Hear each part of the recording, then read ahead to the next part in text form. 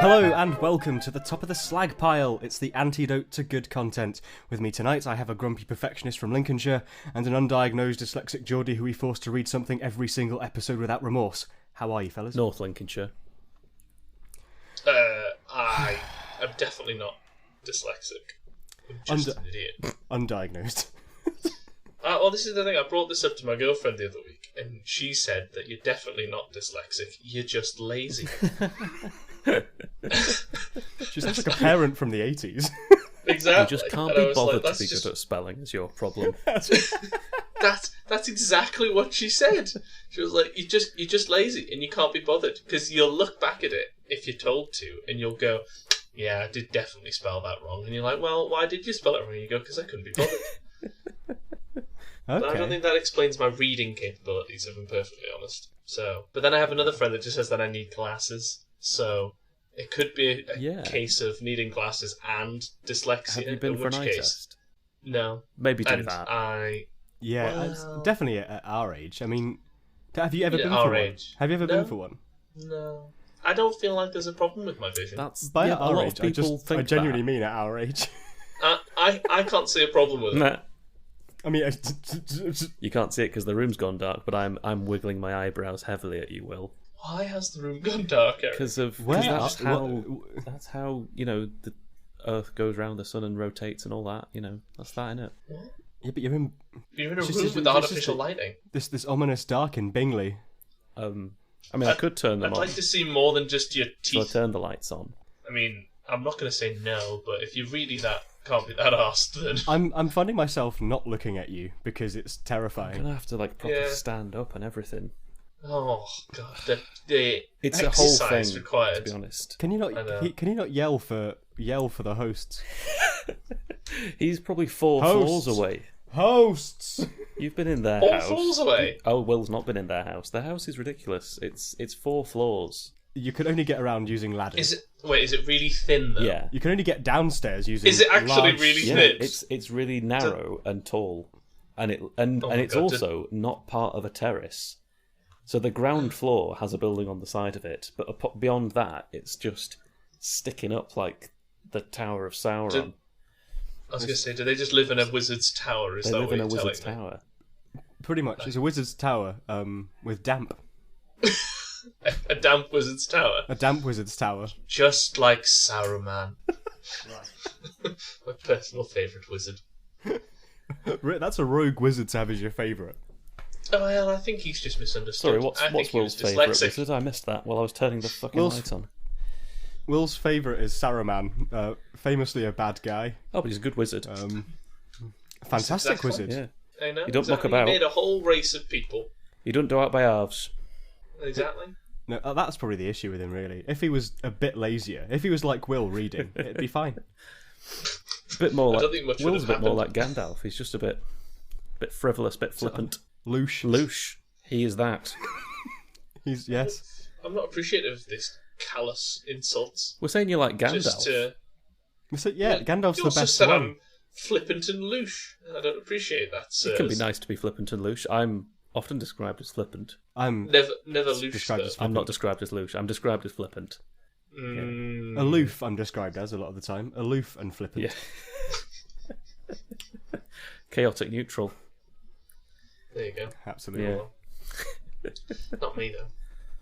Just dyslexic, blind, and ignorant. Chaotic good. Which I do. Yeah, don't forget the silly accent.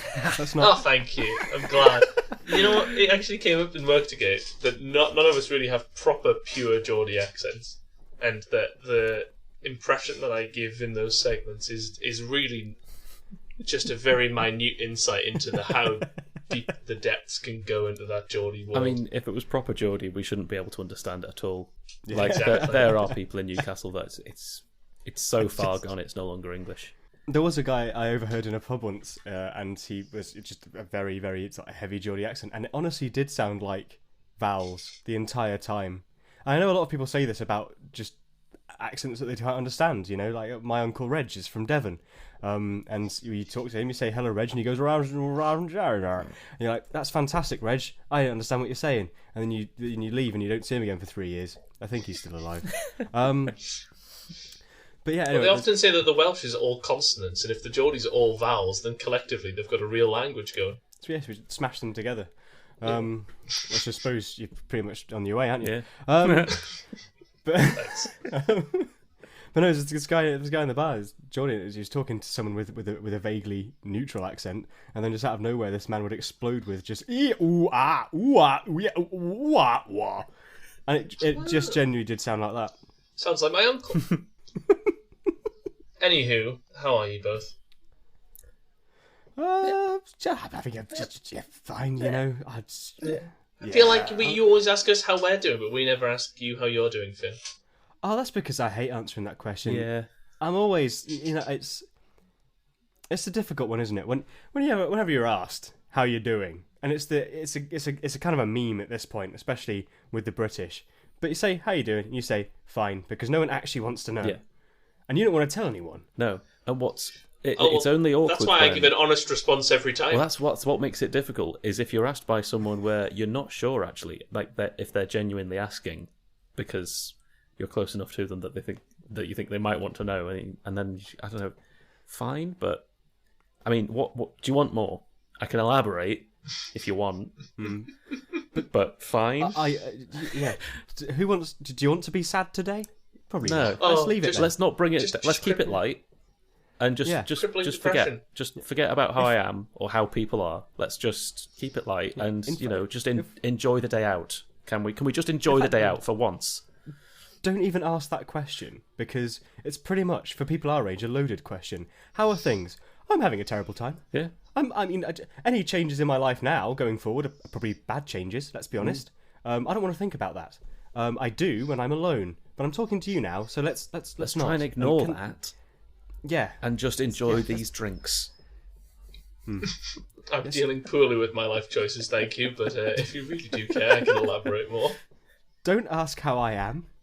I never ask how you are. And that, everyone, is a British friendship. Let's make this reciprocal. British friendship. And the reason I don't ask how you are is because I know that either you feel exactly the same as I do, or you're inexplicably happy, and I don't want to hear about that. In which case you're a psychopath, yeah. Or you are happy, and I tell you what, it's not going to last. I can't hear you right now, so I'm just going to shout. I'm going to shout into the phone, and you're just going to sit there and listen. And I'm sorry about this. So this is what's happening. I'll phone you back later when I catch it. All right? Yeah. I was just thinking that it seems to be that beards are now mandatory to be on this. This is the biggest mine's been in a while, actually. Same. Mine's getting bigger. Yeah. I'm enjoying the moustaches. It's when they get long enough that you can have not just one but two moustaches. Moustache. No, I've never heard of moustache. It always just gets into the mouth, and I can't deal with it. It's too firm. It doesn't bend to my will. New definition. Mine doesn't grow sideways; it grows down. So you have to keep it short. Mine does kind of grow down. Luckily, it kind of curves to the side. But anyway, I did just think of a pun there. This isn't going to be particularly funny because I'm going to over-explain it. But the conglomerate of sauce that you get on your moustache that you then occasionally accidentally lick off to this horrible vinegary, like off-brown sauce flavour thing that you sometimes get should be called Worcestershire sauce. Oh, well done, sir. Thank you very much. Congratulations. Your children will be proud of you one day for that joke. I hope they fucking won't. Keep that in the bank. I'm going to squeeze it into bottles and sell it to poor people to make me wealthy, because that's what they do. How much sauce are you getting caught in your moustache for that to be a viable business Not option? a lot, but I eat a lot of sauce. It's less to do with the amount and more to do with the frequency. I just fucking love condiments. I love condiments. Will is the odd one out here. He's not a saucy boy. No, I'm not a saucy man. I famously not a saucy man. It's come up several times. Really? Every time. Everyone's always I'm always surprised. trying to give him sauces. Like whenever I'm with Will, I'm trying to give sauces to him and forget. I'd have to reject his sauces He'd on keep a regular rejecting basis. the sauces and then go, oh fuck yeah, I forgot. Sorry, you're not a saucy Do you boy. have any? Do you have any sauces that you enjoy? I mean, gravy, but that's not really a sauce, it's a way of life. But yeah, it's not a sauce. And the more gravy, the better. It's not a sauce. What would you class it as? A broth? It's basically It's a not- it's soup not a the way broth. we have It's it. it's a drink. You know what, actually? My sister used to have it as a drink, and when she was really sad at university, her flatmates used to make her a little cup of gravy, and she used to drink it. They used to make an ungodly amount of batter, and then they'd make this little throne of Yorkshire pudding, and she'd sit in it, and then they'd just let her drink gravy, and she'd be a little roast for a while, and then she'd be Let happy. her be the sausage in the Yorkshire pudding. She's the toad in the hole. Yeah. She's and That went they from a pet her on the very- head. a very And they said, sweet, "What a nice innocent little thing." toad! What a nice little toad! Relax. What a polite little toad!"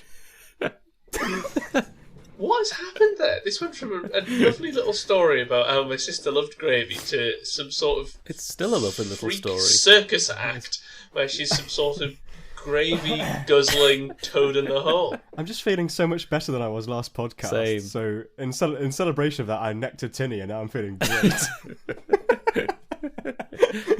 I came into this with the opposite energy to you, dear fella. Someone had to. Someone's got to keep this grounded. Strange that it's you, Excellent. Yeah, but yeah. What do you it was yeah. the complete opposite last episode. You were our Oh, ray of okay. sunshine. You were the toad in our hole. We were the hole, Yeah. and you filled it with your toad. Yeah. I don't And want that to smothered be a us thing with that your I'm known gravy. for. We were the I feel like- canyon. We were the canyon, and you were the wind. I don't think you get put on a list for being that, to be honest, so I don't really want that, thank you.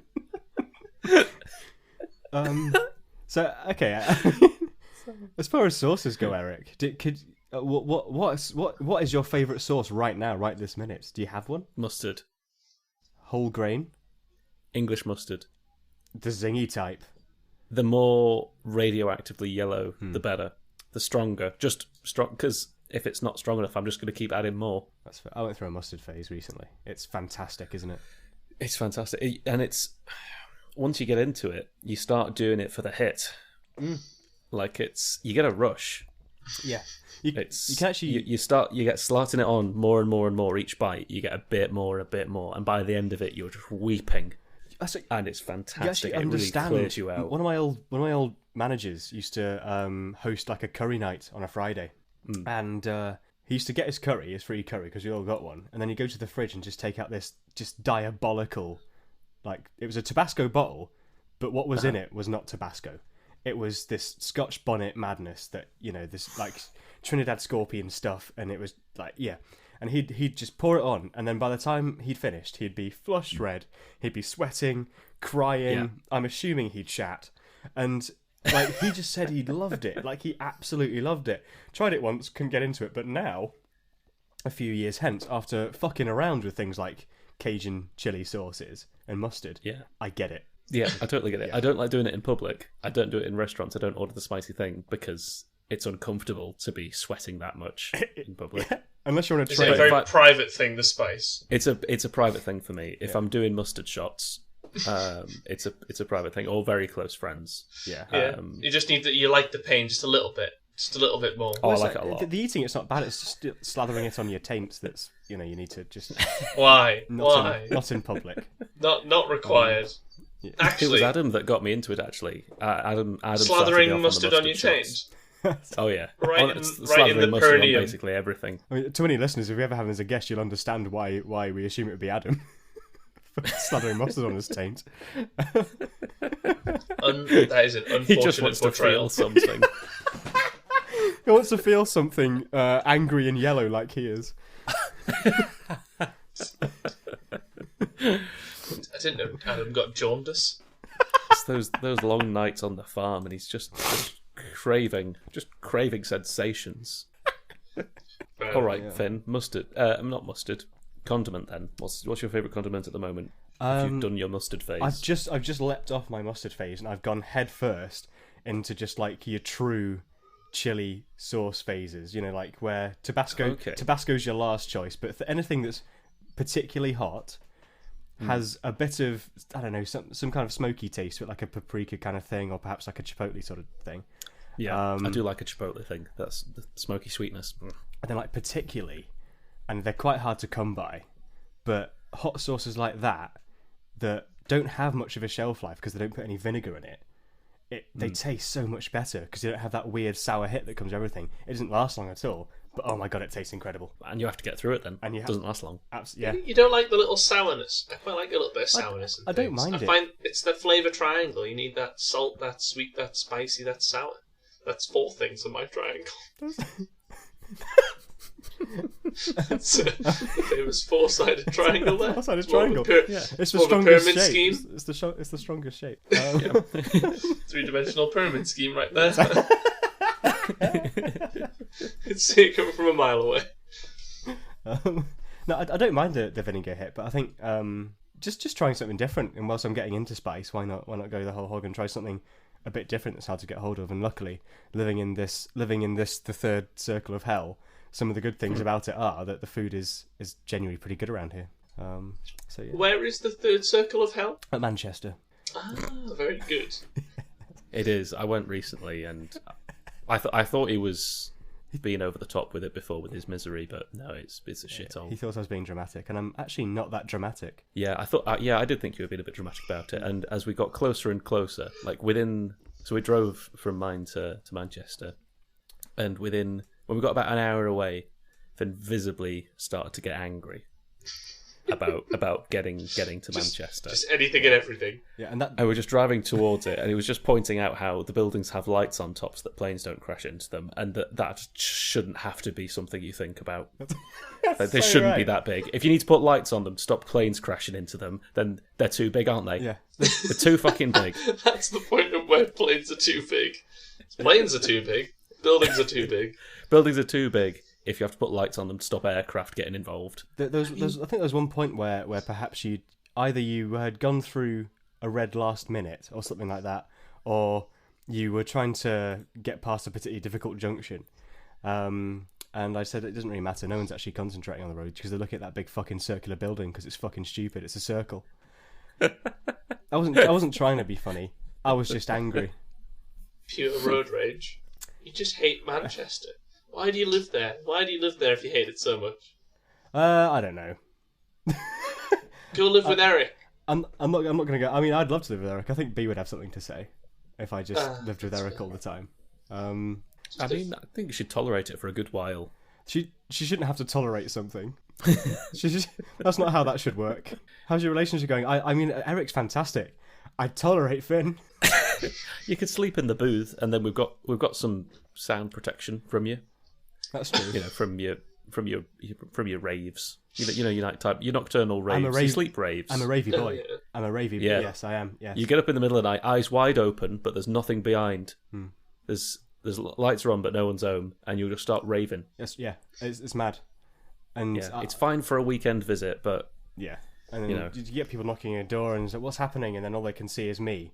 The whites of my eyes, because they're rolled. I'm still asleep, really. It's rolled back, but I'm there just yelling sandstorm. Bab, bab. By Darude. By Daruda, indeed. Daruda. Oh, excellent. Yeah, and then there's Darudest. Darudest. Who are Darudest? Is that the female punk cover band for Darude? No? No. Daruda, and Darudest. Daruda, and Darudest. Are they like a brother? Are those the actual people in Darude? I was taking the piss. Stop taking this bit seriously. This is the problem. It feels like I've walked into some sort of fever dream this week, where you two are both the happiest men on the planet and are ready and raring to go, whereas I am basically a corpse. I know, I'm actually quite depressed, but I've overridden it for this. I've overridden it with refreshing golden ale from the heart of Scotland. I think I have just put myself into. I'm now sleepy. Is that a problem? I've bought lots of wine. It's very tasty, but it makes me very sleepy, and I've not realised this. That's why I stopped with the warm wine last week, because wine makes me sleepy and gives me a little bit of a headache. And aside from that, warm wine fucking tastes awful and makes me sleepy. All the wine is warm for me here. It's such a fucking hot house.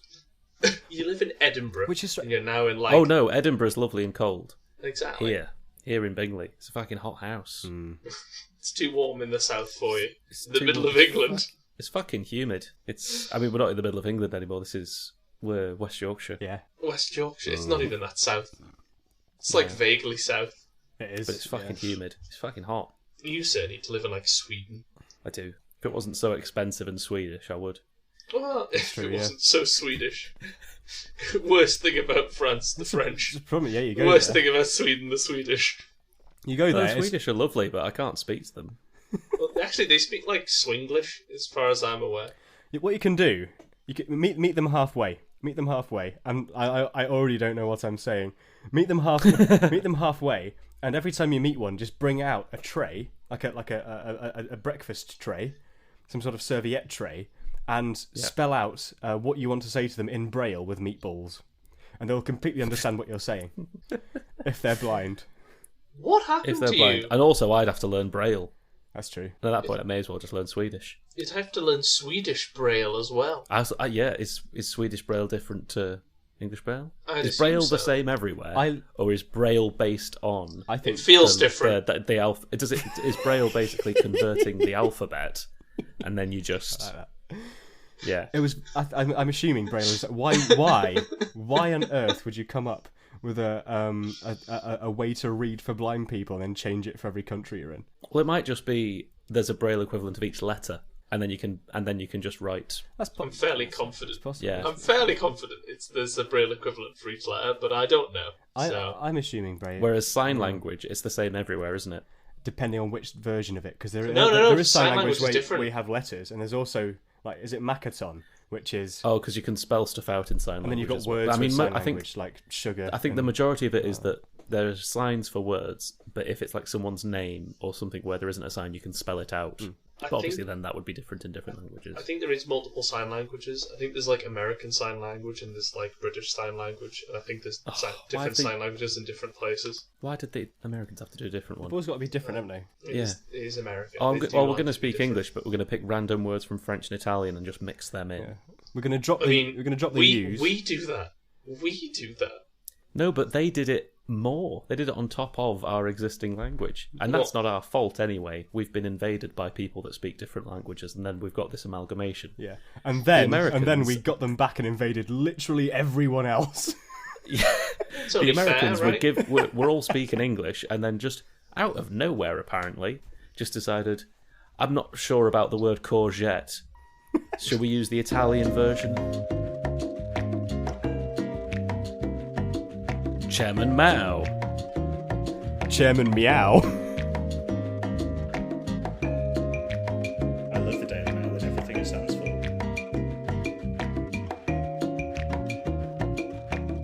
No, you mean like Michael Flately. And recently, when I say recently, I mean Sunday, we watched Michael Flatley's Lord of the Dance, and my God, that man is arrogant. That is the most arrogant human being I've ever seen on the stage. He walks with such like fuck you energy. Like this is my show. I'm the Lord of the Dance, bitches. Kneel before me and deal with it. Like that man, Jesus Christ. Shots he is, fired at Flatly. Oh my God, Yeah. he is there for him and him alone. He made them do the final performance bit 4 times. It was like the final thing that they do on the show. They do this like last little bit, this last little like tap dance Irish jig sort of thing, and then the crowd goes wild, and it's like encore, encore, encore, do it again, like, and he's like, oh okay, we'll do it again for you, it's the show, and then they do it again, and then it's like, yay, it was great, and then Michael Flatley's like, oh God, the attention. Oh, the attention. Give me more. We're doing it again, boys. We're doing it again for them. They love it And so as he much. does it, like you can see him And getting then they do it again, and then exactly, and you can just feel the rest of the crew in the background just not prepared for this at all, and they're like, "We've done it twice, yay! It was lovely, everyone's happy." And Michael Flatley's, "No, I need more, damn it!" And so then they do it a 4th time. And it's, at this point, you're like, "Right, Flatley, okay, you've had your fun, right? You're the Lord of the Dance. Whoop-de-doo, fuck off." But no, lock the doors, I'm going to keep going. I must honestly, siphon the energy. It felt like that was the way it was going. Honestly, I wouldn't have been surprised if he did 6 or 7 times. When he left the stage, was he like a foot taller and 20 years younger than he was when he walked on? No, but his chest was about 3 foot in front of his legs. How much it was puffed out. It was crazy how much that man was like, I'm the shit. To be fair though, he can damn well dance. So he's the Lord. Hand it off to him. It was. Oh. I mean, you can tell that he did the show, and whilst we were watching it, one of my friends was giving us like the backstory, because obviously you have to interpret it because it's all dance, and it's about how it's basically an evil guy and all his gang against Michael Flately and all his gang, and about how they're trying to save Planet Island. And that is the actual the plot is that they're trying to save Planet Island, and I'm like, that's fucking incredible. Hang on, and he expresses this through tap dancing. Oh yeah, through tap Irish dancing. Wait, is he on his own, or are there other tap dancers? Oh no, there's loads of other tap dancers. It'd be amazing. Okay. I was going to say, how is he depicting this on his own? No, it's a real show. Just with his own legs. It is very impressive. I'm not going to take that away from them. That is an impressive amount of timing and synchronization, and the fact they can just do it and it looks normal and natural, and I know for a fact that I'd never be able to do anything like it. But aside from that, you're coming after everything he's got. But I did not understand any of the story had I not been given the footnotes. So maybe it's just me and my unculturedness, but I mean, it was very fun to watch.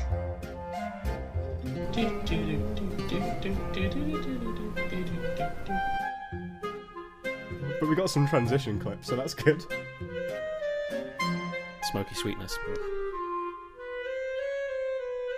I was listening to. I basically found out that I think it was a football team. Someone signed someone as a quarterback in America, and the guy's name is General Booty. General Booty. His name is General Booty, and that's just the best name for a sportsman. Oh, America is quite good for ridiculous names. It's fantastic. But General Booty, I mean, the man's first name is a rank. He's the general. I mean, he's second only to Field Marshal Booty. I wonder if his siblings are in order of rank. So maybe his elder brother is Field Marshal. Field Marshal Booty. Yeah. The youngest brother being Private Booty. Private Booty. It's a lot of brothers. It's a lot of brothers. It's a lot of brothers getting all the way down to Private Booty. Especially if you're adding in sort of things like Third Lieutenant or Colour Sergeant Booty. Yeah. My personal favourite would be Major Booty. His butt just won't quit. So yeah, that was General Booty. The other thing the other funny name that sort of like came alongside that, I don't know if this is true, but apparently one of my dad's friends used to teach a guy who was called there was Eric Humanburger, which is one of them, which is a very strange name. Nice. And there was also Malteser Banana Jar. What? That's not a real name. Which is exactly what I said. Now, for years, my entire life, the entire time I've known this man, he has sworn blind that yes, Malteser Banana Jar is a real person. That's just a lie. I don't believe that at all. Did you meet Malteser Banana Jar? I have never met Malteser. I still am on the fence about this. He's pulling your leg. There is no way that there is a man called Malteser Banana Jar. Unless they've changed their name and they will be internet famous. But this is from back in the 80s. Right, well that's even more ridiculous. This is pre-internet Malteser Banana Jar. Wait, so he knew him in the 80s or he was born in the 80s? He knew him in the 80s. I don't know when Malteser Banana Jar was born. That means this man was born in like the 60s.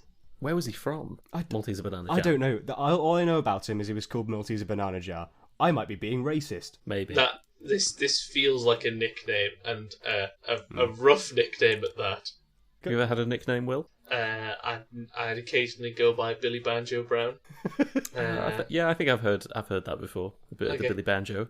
The old Billy Banjo Brown. Yeah. I got called Browdy for a little while. That's about it, really. I don't think it's full named. Then Big Bird. Big Bird. Oh yeah, you called me Big Bird for a while. Yeah, you were Big Bird for a good long while. I'm personally shocked that Big Willie style didn't catch on. Yeah, I'm quite glad about that, really. That was a one-off, and I'm very happy about that. Could have easily caught on. Big Willie style. It's a bit of a mouthful is the problem. if the right people were around when that first happened, that would have caught on, and you would be Big Willie style to this day. If I was around at that point, I probably would have called you Big Willie style. You just go, yeah, I'm not letting this one go. Yeah, that's too good. Teacher called him Big Willie style. Yeah, I'm glad that neither of you two were in my life at that point. Thank you very much. We are now. We can make up for that time. We could start propagating that nickname now. We can. It's all right. There's no reason I why get not full to. names. It's fine. I just get Will Brown wherever I go. Yeah. Even when there's no other Wills, I just get Will Brown. Well, if you start going by Big Willie style, then there's no need to make it Big Willie style Brown, because you're the only Big Willie style. Should I start signing that off in emails to people? Yes. To my colleagues across on the continent, where I'll just sign off as Big Willie style and see how they respond. Mr. BW style. Mr. BW style. MSC. If you just make it as a footer for all of your emails, so you don't have to. So it'll be your job title, Big Willie style, and then company info. Yeah. Perfect. I'm sure we'll have no issues with that at all. Yeah. I mean, I imagine it would take someone quite a while to notice. It could be like no one reads that bottom bit. They will. I think you'd get away with that. I think you could, and then underneath think. that on your email signature, you could put like, I'm a Capricorn with bad eyesight, and literally no one will take that in. Very professional. I'm very glad. I'm a I Capricorn. also do plastering. Yeah, I'm a Capricorn with bad eyesight. I do plastering, and I love horses. Or just put a small what's it called? Agony ant section at the bottom. You could change it each time you email someone as well. Oh, So have it like a dynamic thing. Yeah. So each time you email someone, it's just a stream of consciousness, and in each footer is slightly different, with another little tidbit of information about you. Or put it in like size 14. Sorry, size like 6 or something. Just small enough to the point where you'd have to Where really they wouldn't bother. You'd have to copy paste it into something and scale it up to really see what it is. Or just like a random word generator at the bottom. So you've got like Mr. BW style, your job title, all that kind of stuff, your contact information. And today I'm feeling penguin. Or today I'm feeling happy. Wow, that's your creativity knows no bounds. Yeah, my. yeah. I think Penguin started off strong, and then I just went into something that Started people off feel. decently well with penguin, and then what's a thing that would be funny to say that one feels, but it could be any word you want in the world. Happy. Well played. That is quite funny. Well that is quite funny. Chance would be a fine Who would thing. expect that? A fine thing indeed. Oh, speaking of phrases that you just love to use, like chance would be a fine thing. I have a friend that he absolutely loves using the phrase "that was good innings," Really? Ooh. but he only gets to use it when someone's died. But he takes so much pleasure in using the phrase. So whenever he hears of anyone's death, he'll ask their age, and then hopefully he can. It was a then good go, innings. It was good innings. And then he can go, well, that was a good innings. And then he'll have a little smile inwardly that he got to use that phrase. It was a good innings. And then I feel and then like you after can use that in more situations than just, someone's died. But then I'm pretty sure that's the only time it's appropriate. I think that's what it's And what for. if it was actually a good innings? What if it was? I don't think he at all cares for cricket. He doesn't care for cricket at all. No, I don't think he's got any interest whatsoever in cricket. He just likes the phrase. I mean, it's so rare that happens that after someone's actually told him that, does he then ask them, did anybody else know that guy? And then they're like, oh yeah, he knew that guy. Okay, cool. And he goes over to them and just can use the phrase again. Just maxes out as much as possible. And then when he finally gets back to someone, they're like, you just said that. He's like, cool. And then just pieces out of that situation and waits till the next guy dies.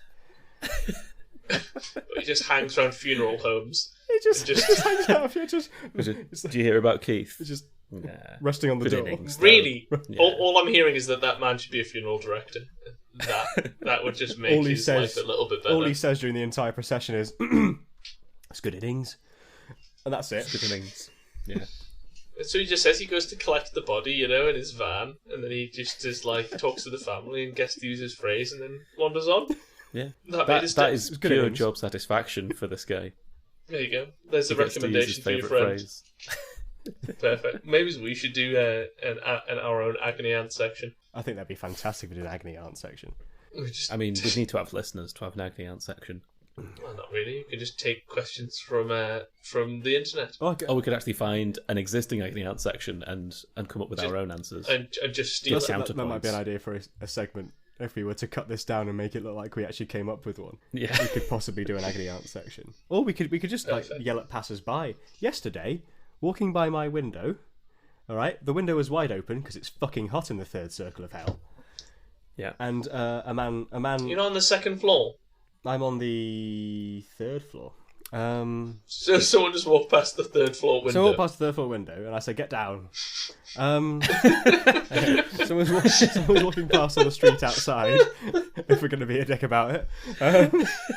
So I just walked past my window and I was like, "You are not this tall. Get down there." He was saying, Get down. Down.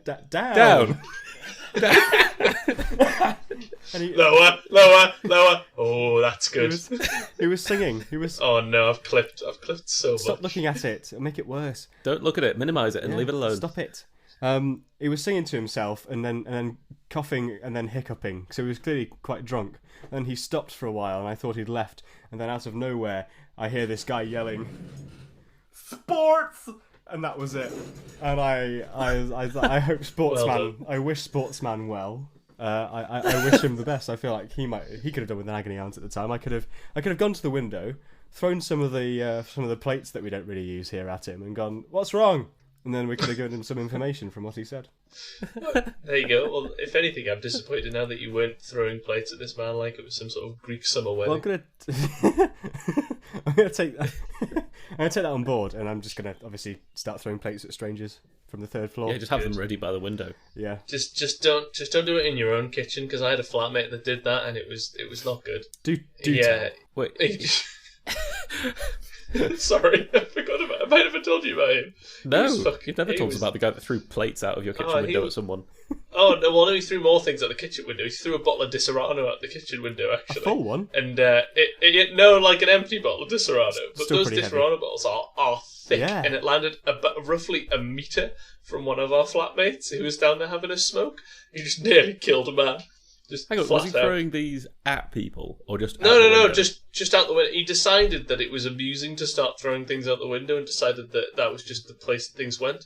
And we were on the third floor, British third floor, so ground 1, 2, 3. Yeah. And it was like 14 metres from there to the ground. The only reason I know that is because we bought a hose pipe to do the world's longest beer bong from, and measured it, and it was about 14 metres. Was it the world's longest beer bong? Did you look at it? Well, no, this is the thing. We didn't ever look it up, and we never actually managed to. Basically, the thing was that when you see a load of people in a big circle of buildings, with a hose pipe out their window, people start paying attention. And we got a little bit embarrassed about that one, so then decided that the 14-metre beer bong may have been a poor choice. And so decided never to actually do that one. But same flat, same people. It was the last evening before we all moved out, and he just decided that this was the night that he didn't care about anything anymore. And I know that feeling well. He decided to get absolutely hammered, came home at like 1 a.m, woke both of me and my other mate up, and was in the kitchen eating chips fully out of his hands over the sink like an animal.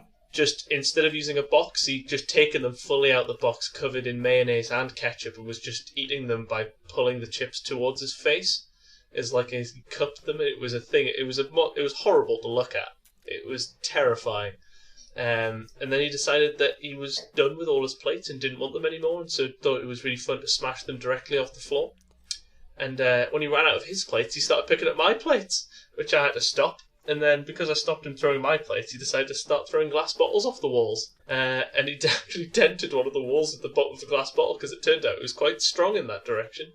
And so, like, moments before we were trying to leave and get our deposit back, he decided to fuck all the walls up. And was this first year before you got to choose who you lived yes, with?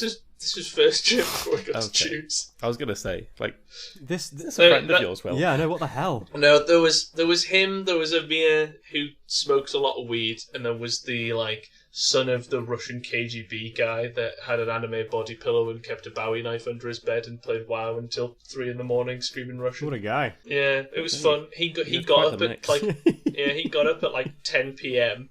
and lived nocturnally, and then did all his lectures and then went to bed and then woke up and played WoW through the night with his friends. That was my first year experience. Plus the fact that the whole campus smelled of shit on Thursdays, so if you opened your window and left it open overnight, waking up hungover, realising that everything smells of shit in your room, and you didn't realise that this was the thing that could happen, and you don't remember the night before, so you're very panicked that someone's shat in your room, until you go outside onto the rest of the campus and realise that everything smells like shit. Yeah, you didn't just do a poo and hide it.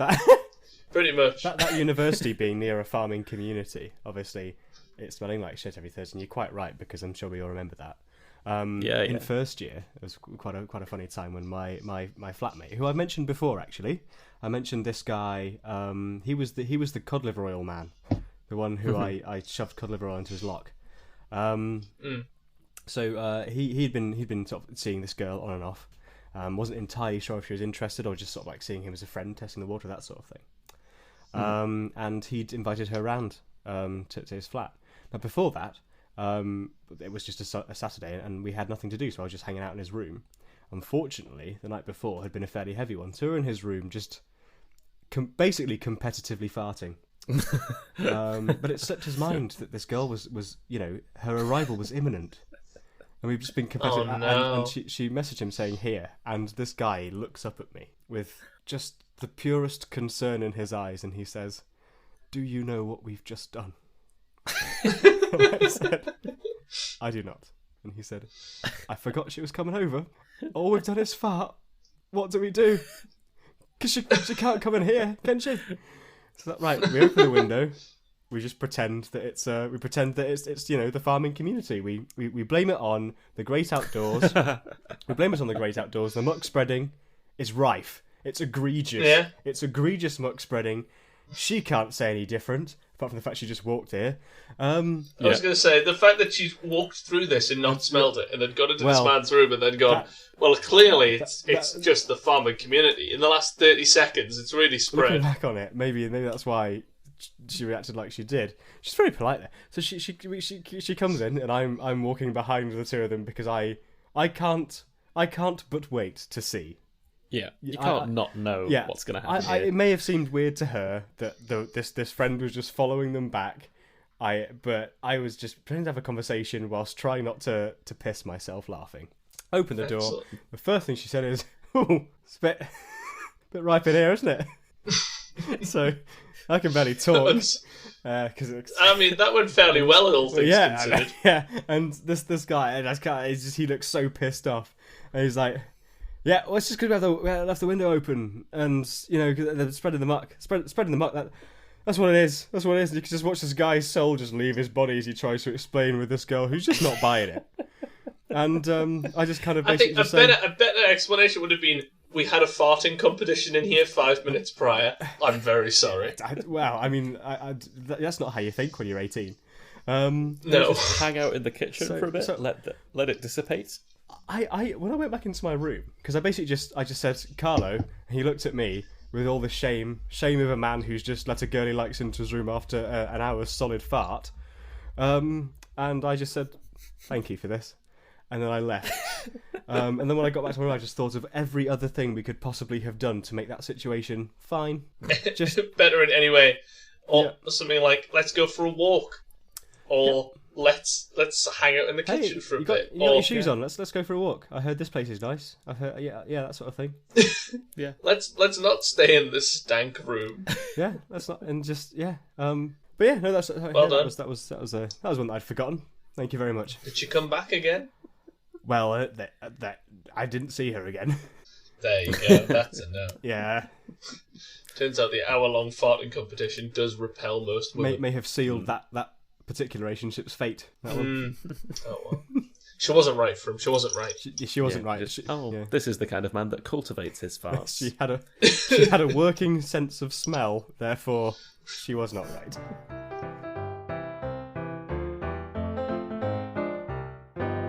Under the little chestnut tree, little William sat, amusing himself by abusing himself, and catching it in his hat. I've dropped my chicken bone. Well, we've finally done it. 4 episodes and a pilot in the bag, and we've hit a guest episode. Who knew we'd run out of shit to say so swiftly?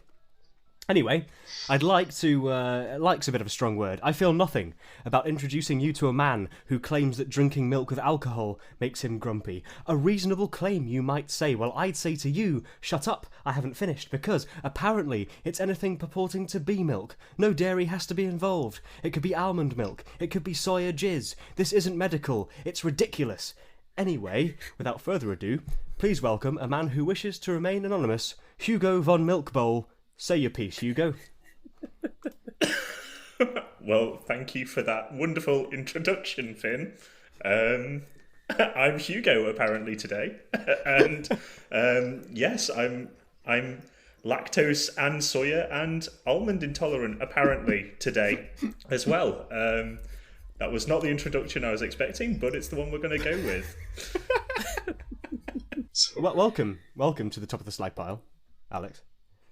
We have a list of questions prepared for you. Okay. We want you to answer them honestly. We want you to answer them with vim and vigour. No pissing about. We're here to get to the truth. Yes, and Will apparently once met a troll under a bridge that told him the truth. But we've never found out what that was. So we're hoping to get it today from you. Right. Okay. Eric, do you want to take it away, or shall I take the first question? I think you should, because you've got them written down. Very well. Seems very logical. Well. Very well. Get out of here with your logic. I mean, I did send them to you, but fine. Oh, I suppose. Yes, actually, I do have access to that, don't I? Yes. Okay, fine. But this one, the first question is. I think you were there, weren't you? I was there, so I will ask the first question. Yeah. Okay. Yes, exactly. Yeah, this is a question with I mean, all of them, and I mean all of them, certainly all of them, have eyewitnesses and ear witnesses. Yep. Right. Alex, you once offered turmeric milk to a hungover man. Please explain yourself. Well, first of all, it didn't have any alcohol in it, so he wasn't going to get grumpy. Second of all, turmeric has got lots of healing properties. You get some honey in there as well, so it gives you a little sugar rush. So it's like having a nature's Lucasade in the morning. Then you also have a little cayenne kick in there, so that spices you up, wakes you up a little bit more. So I think it was fairly reasonable to try and give someone turmeric milk. Okay. And what about the milk part of that drink? Do you think would be good for a hungover person? Well, it's got like protein in it, doesn't it? So that's gonna help in some way, I imagine. So what part of adding milk to an acidic alcoholic stomach lining do you think would have a nice effect? It might be calming, potentially, for some people. Not at the same time. You can't do it at the same time. That's ridiculous. That's how you get grumpy. But maybe if you've waited for about 8 hours, then the milk might have a calming effect. Okay. Can you take us through some of the healing properties of turmeric? Because I'm genuinely intrigued. I have no idea. Did you what not they could know? be. Oh no, turmeric's amazing. It's like genuinely, it's a natural anti-inflammatory. Like people with it's basically like crystals. No, it's better than that. It's real.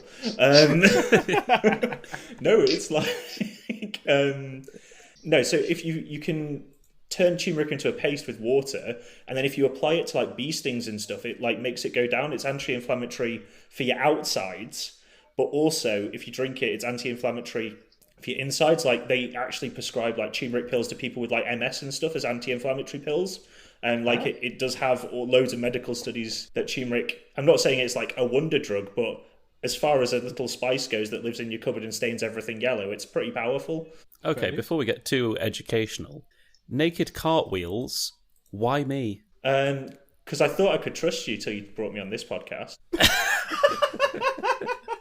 Just to explain, Alex did a naked cartwheel, and he had to do it for his own reasons. For the points, Eric. In a room full of people, Alex decided to do a naked cartwheel and prefaced it with, "Everyone look away apart from Eric."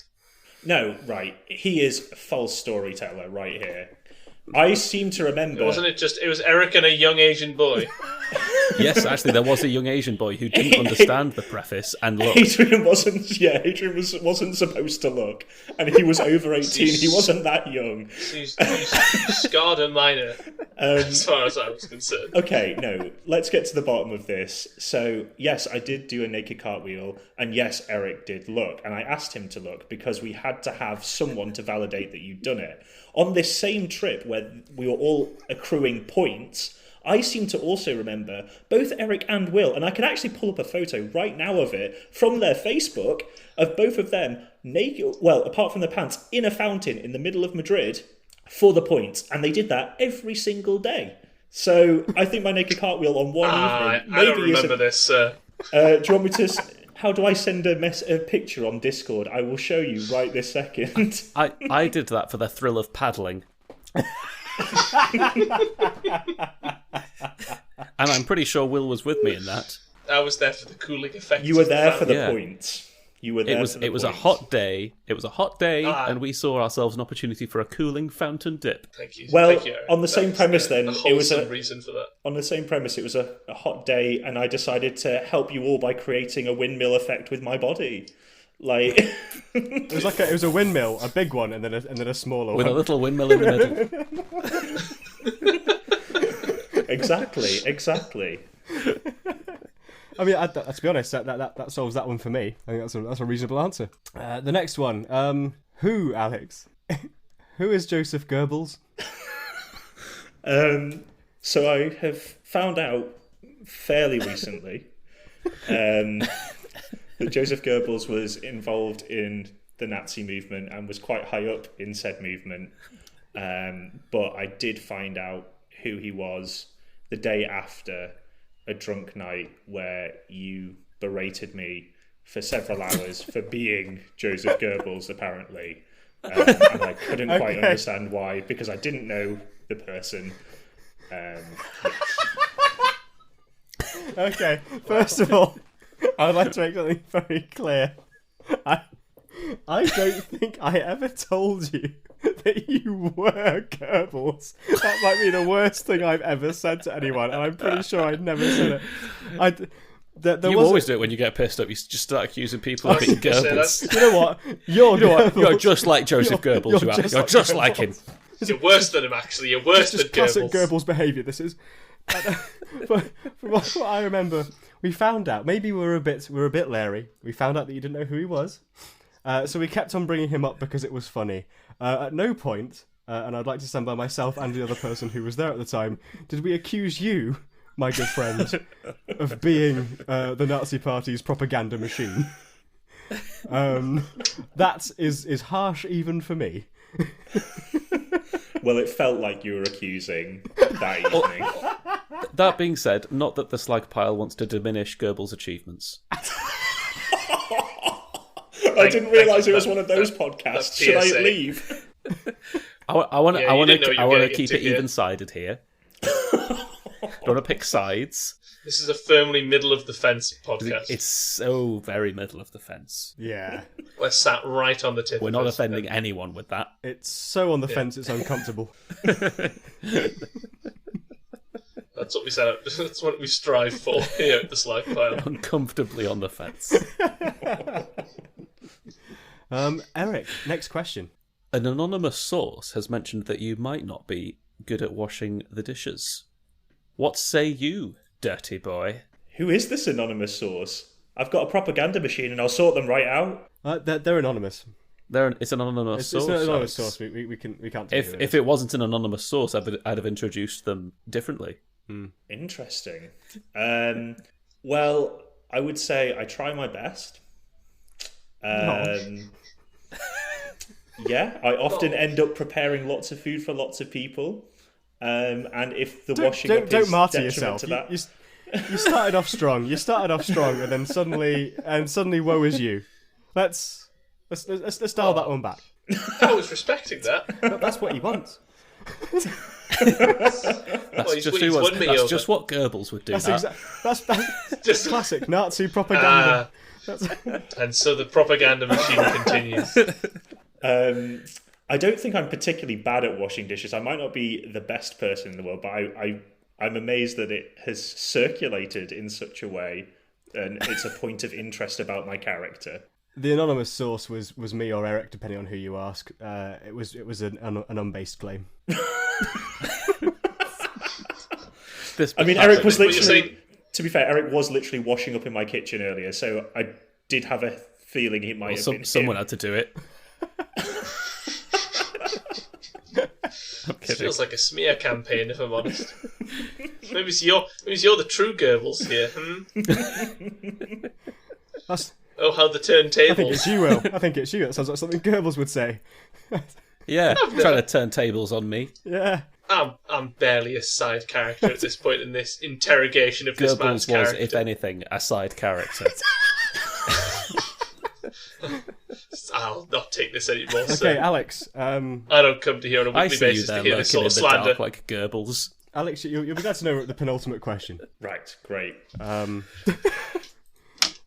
You once said, "I don't see the issue with trickle-down economics or austerity. It will bring the people to salvation. With regards to this, are you on crack?" I think whoever apparently heard me say that might have been, because I don't remember ever saying that, and I only understand about 50% of that sentence. It's a bit highbrow for this, if I'm honest. What was 100. What I trickle down economics? It was 100% smear campaign. That I think that's pretty much where we're going with that. I mean, if you could answer the question, but by all means, just to the best of your ability for the panel. Could I have the panel?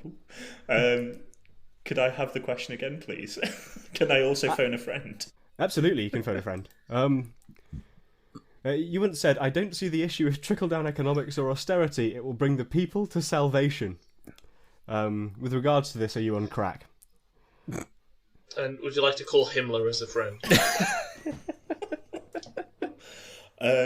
I have very little to say about that statement. I don't know what trickle-down economics are.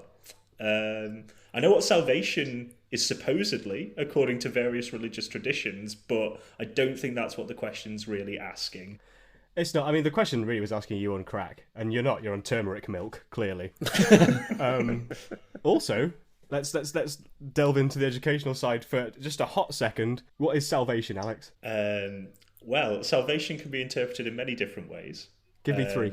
Your favourite three. My favourite three.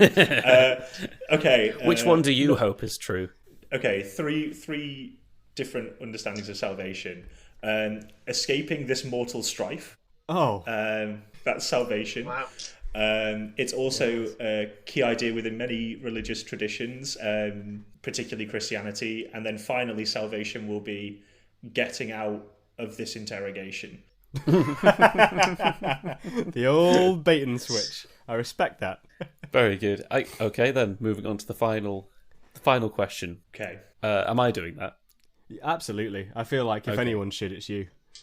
I don't know why. Don't know why. No. But you feel that way, so I guess we'll just have to go with it. I feel strongly. Let's talk about this later, all right? Okay. Disregarding my feelings again.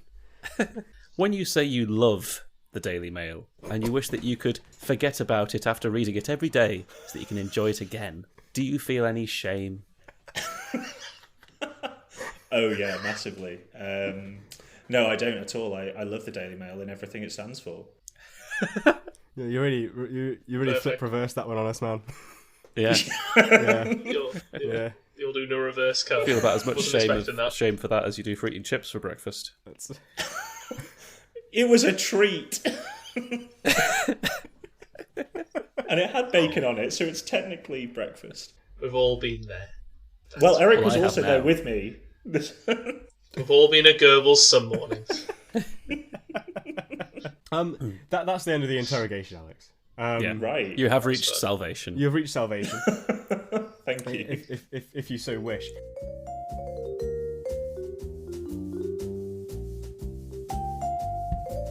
Shortly after the previous segment, Alex stepped out to go to the toilet, and we had Eric lock the door from the outside, but not before cracking him over the head with a wrench, cramming him in the bath, and then spraying an entire can of Raid all up in his face.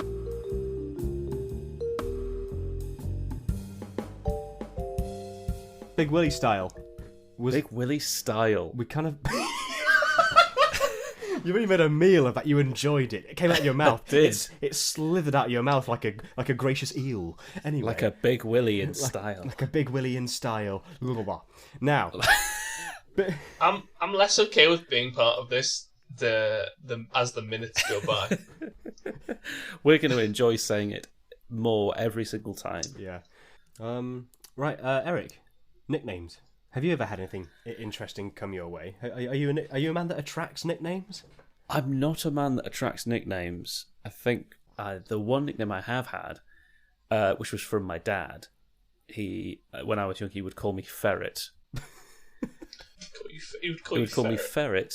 And actually, as a note, because... Any reason? Did he ever explain? Yeah. That was good reason. They called me Ferret because, as a child, I had a habit of scurrying into small places and staying there, and I would be lost, like you would lose a ferret in behind cupboards, under floorboards, in sheds, inside a bed. I got inside a bed once and got trapped. What do you mean inside of a bed? Explain inside of a bed. Like inside the mattress? No, inside the bed frame. So my grandmother had one of those beds where it's got a remote control, and it can lean you up in the morning to make it easy to get out of bed. I'd have been, I don't know, 6 or 7. Everything happens when you're 6 or 7. That's the sort of age you start doing stuff. Yeah. And I mean, obviously, you go around to Grandma's house. She's got a remote control bed. I'm playing with that. Yes. What a treat! My bed's so boring. Space bed. This one's a space bed. Yeah. I'm playing with that. So, you crank it up, you crank it down, you have a bit of fiddle with that, you crank it up, and then you realise that it's released this section. It's released. There's a space down there, and I could get in that. I could get in that space. You were That'd a cat be fun. child, weren't you? I was a cat child, a ferret child. I thought there's a small space in there I could get in. In you get. And they go, if I fits, I sit sort of thing. If it fits, it sits. Yeah. And of course, so once you're in, you're like, well, like the hatch is open. I could get this smaller. I could fit in this quite comfortably with it closed even. So with my arm hanging out to reach the remote, I just slowly cranking down the bed, and it closes onto my forearm.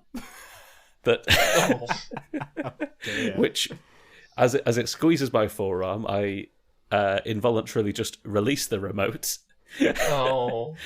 drop it on the floor, and now I can't fit my arm through the gap to reach the remote. So I'm just trapped inside the bed. So you've trapped yourself. Physically trapped yourself. But I was also raised not to cause a fuss. Yes. Yes. As was I. You don't cause a fuss. Yeah. So I was in there for quite a while, just every now and then, just going, help, because you don't want to shout and scream. Just whoever's in the house, that's just gonna. I don't want to cause a panic. So you just sat there and accepted your so fate. I was like, okay, I'll just wait till I think someone's passing, and help, Oh no, Yeah. help, I'm in the bed, just Stuck in the I'm in bed. the bed. It's not too bad, but at some point I'd like to get out. Trapped in the bed. I'll be hungry one day. Yeah. I hear a noise. Help? Help? Is that... Help? I'm in the bed. No, never mind. But yeah, that was one of many. One of many... instances of you being a ferret. One of many instances of me climbing inside something and sometimes getting stuck, sometimes not. I think as far as nicknames from parents go, my dad used to say that my show name was Flambe Buttonhole Easter Surprise. Flambe Butterhole Easter Buttonhole. Surprise. Yeah. Oh, buttonhole, not butterhole. No, not Butterhole. I didn't. No. Yeah. Flambe Buttonhole Easter Surprise was my show name. It's a very different prostitute. Okay. And then the rest of Buttonhole. the family really, because it's me and my sister. But I think I've taken. I mean, why we're not letting this go? Why was it Flambe Buttonhole Easter Surprise? I don't know. There's a deep. And I'm You still never processing questioned it. him. There's no. Yeah, no, I can barely I was grasp going to it. say, you're not moving on from That this until we nickname in gauge why you were itself is more complicated than the entire plot of the fucking Da Vinci Code. Exactly, which is why it must be deciphered. that's And you must tell us why flambe, why buttonhole, and why I don't is know. the I just think surprise. it's because it's fabulous. It's a fabulous name. I was. Well, from what age did Excellent. this start? As long as I can remember. Oh, right. Yeah. As long as you still referred to early this days, as you were today. flambe buttonhole Easter surprise. Yeah, but he's a very imaginative chap, and like the kind of stuff he comes out with. I mean, should he be the next guest? Probably, but he'd never do it. Imagine me, but imagine like I genuinely hate you all, as opposed to just pretending. I like Pretending. that. I think I want your dad to come on and be hateful. You'd get on very well with Dad. I mean, again, lovely chap, fantastic. I just wouldn't have him on the podcast because he wouldn't do it. Anyway, he was a very imaginative chap, and some of the stuff he comes out with. So, if something goes wrong, one of my favourite sayings was "fart bastards." He used to, if he ever stubbed his toe, "fart bastards." Was one that came out quite a lot. I love that. I appreciate that. There was. It's a good Bastard phrase. is my main exclamation word. It's a great one. Adding farts onto it. A fart Yeah. bastard. Fart bastards. There was one hilarious point where he kept on calling things a Farnsworth. He enjoyed that was his go-to. Ah, you Farnsworth. As in Professor I thought so. Farnsworth He's never seen Futurama. Futurama, so that was just out of Oh. nowhere. Just him. Just him, made that up. Just come separately would be Farnsworth.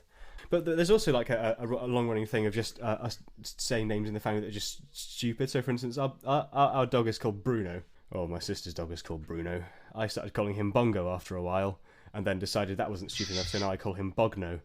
And Bogno's just taken on the family. So if I talk to my mum, who doesn't engage in this kind of rhetoric at all, I'll say, "How's your day been?" I've just walked Bogno. And it's just kind of like rolled in there. So now the dog's just called Bogno, which is quite good. So it's just a family that give each other and other things silly names. It kind of sticks.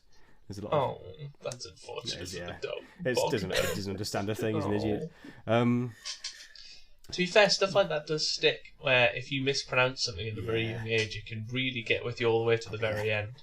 For instance, my mother gets called Biz, and that is because she couldn't pronounce her name when she was very little, and pronounced the name Bizabeth, and she's now 60, It's still and is biz. still called Biz, and her sister's children call her Auntie Biz. That's And long running. That is stuck all the way to the very end. Especially when you make one mistake and then it's propagated by everyone around you, and that's just the name for that thing. Yeah, It's- that's now you. You don't have a choice. No.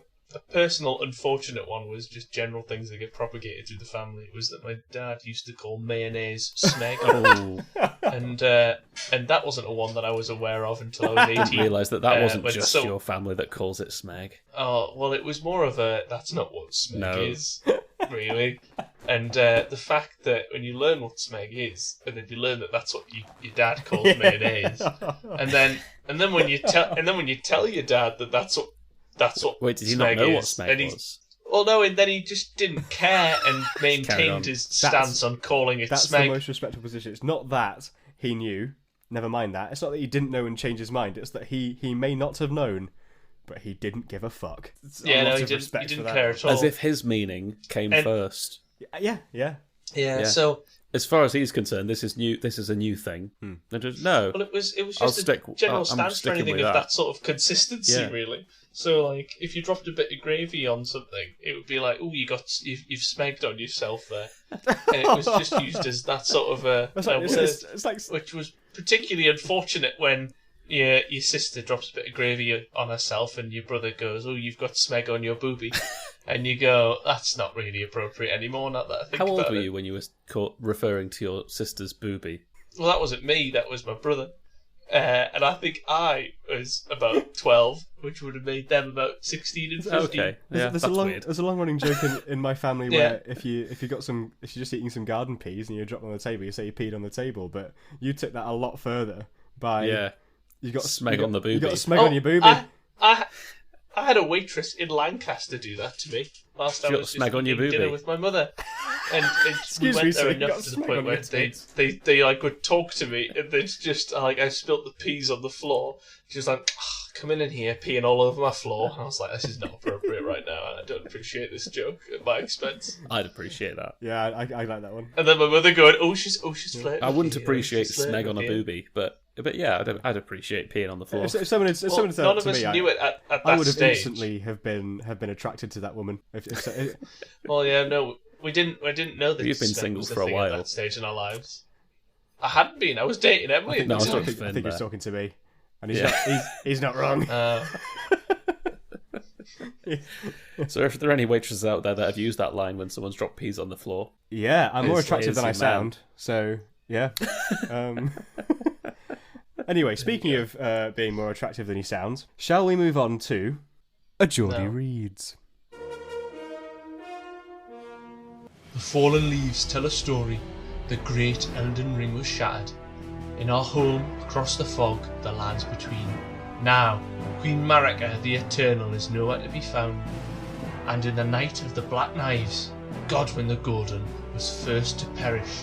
Soon, Marika's offspring, demigods all, claimed the shard of the Elden Ring. The mad taint of their newfound strength triggered the shattering. A war from which no lord arose. A war leading to the abandonment of the greater will. Arise now, ye tarnished, ye dead, who yet live. The call of the long-lost grace speaks to us all. Hurrah, Lugh, chieftain of the Badlands, the ever-brilliant Gold Mask. Fear, the deathbed champion. The loathsome Dung-Eater, and Sir Gideon Ofnir, the all-knowing. And one other, whom's grace would again bless, tarnished of no renown, cross the fog to the land between, and stand there before the Elden Ring, and become Elden Lord.